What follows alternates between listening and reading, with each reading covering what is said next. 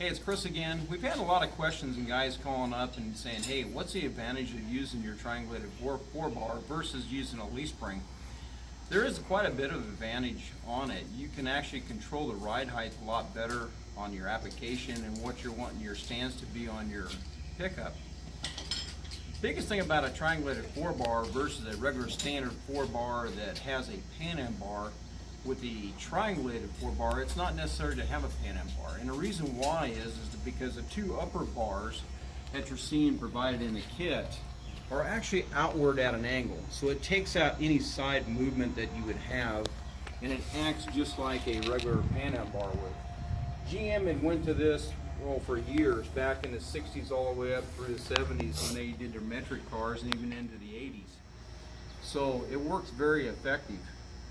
The rear bars or lower bars on it, actually in our kit, work on the same setup as they pick up the original leaf spring front hanger, and then it just goes back to the bottom mount of the triangulated 4-bar. Now on these brackets, you're going to find on the very back side for the coilover, you're going to have 3 different holes. We always recommend using the third middle hole because then you have application of moving the suspension up or down by an inch.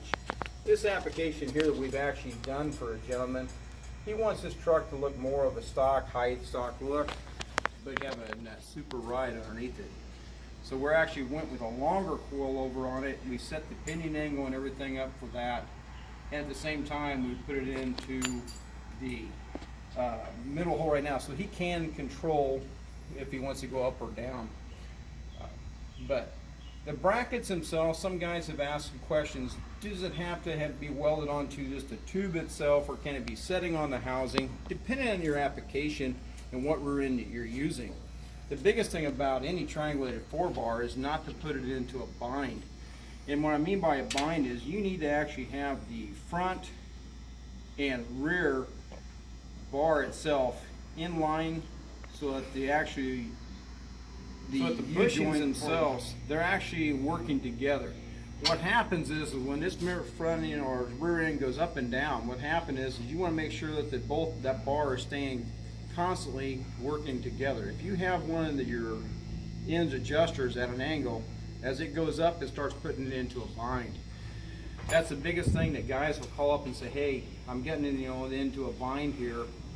And then we'll actually have them send us pictures, we'll look at it, and that's one of the first things that we see. Now our brackets that we've actually taken, they work with our camel hump, they're made out of 1/4-inch plate. These brackets are designed so they go into place, and then it actually works with the brackets that you'll need to weld onto the housing. You'll have 2 upper brackets and 2 lower brackets that will have to be welded onto your housing. If it's going to be a 9-inch Ford, or actually is designed, it will still work on even the regular S10 4-wheel drive. Hey, it's Chris again. One of the things that we've always talked about, where guys will call up and they'll say, hey, I'm going to change out my rear end, I'm going to go with maybe a 9-inch Ford on leaf springs, or maybe I'm going to do it on a coilover. It doesn't matter what you're going to set up. The biggest thing about it is you're going to have to re-weld the axle pads to go onto it if you do onto a leaf spring. If you're going to go on a triangulated 4-bar, then you're going to actually be welding on the lower brackets like this. The biggest thing about it is 2 things you got to remember and take care of. One, the pinion angle. Okay, so you want to block it up, get kind of things set in there. Pinion angle is one of those things, if it's, you can get into a big conversation about a lot of different people with it. It's kind of like one of those things, if it's, is the chicken or the egg here first? But everybody's got their own opinion on it, but we'll get to that later. But the most critical thing that you want to make sure of is that you center up that rear end. I don't care really where that housing is setting or what type of housing you got. Everything's going to have a little bit of an offset, especially in a 9-inch Ford. It's not a centered up, even though you might order up a brand new housing, and it's what they call a centered up housing. The tubes themselves are going to be a little bit different in length. So the biggest thing about it is you want to make sure that you have something that's going to go here, and you're going to measure from each side of the frame rail, okay? And you're going to set that distance from the left and right side to being equal. If you do that, then you're going to be able to help center up that tire into the rear of the fender, so you have proper clearance on each side. And moving a little bit forward here, what we're talking about with the triangulated 4-bar, a lot of guys will set up, like I said, you can use it as a coilover setup, control your height, of your ride. Control the springs as well, as far as how that softness feels, or maybe if it's a little bit too soft, you can bump it up in spring rate, and you can actually go with a little bit harder one. A 200-pound spring rate is probably about where you want to be with in these trucks, because there's no weight in the ass end or the bed of these trucks anymore. The biggest thing that we actually got to understand is just by tightening up the coilover and making the adjuster and trying to push this spring up, what happens is this spring will actually get into what they call a coil bind.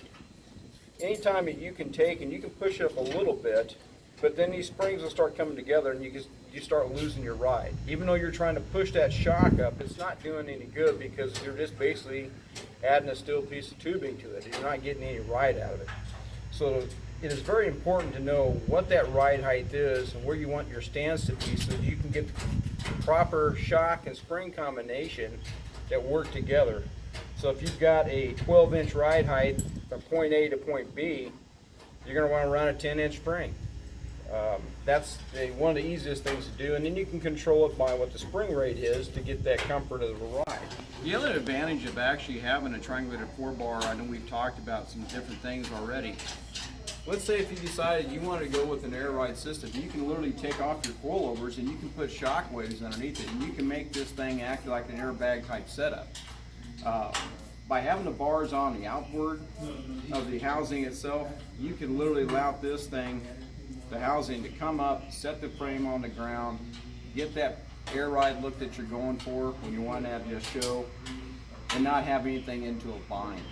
Some of the triangulated 4-bars, or I shouldn't say triangulated 4-bars, actually what we call a 3-link system, they'll actually have something that mounts over the top of it, and then it kind of splits itself out.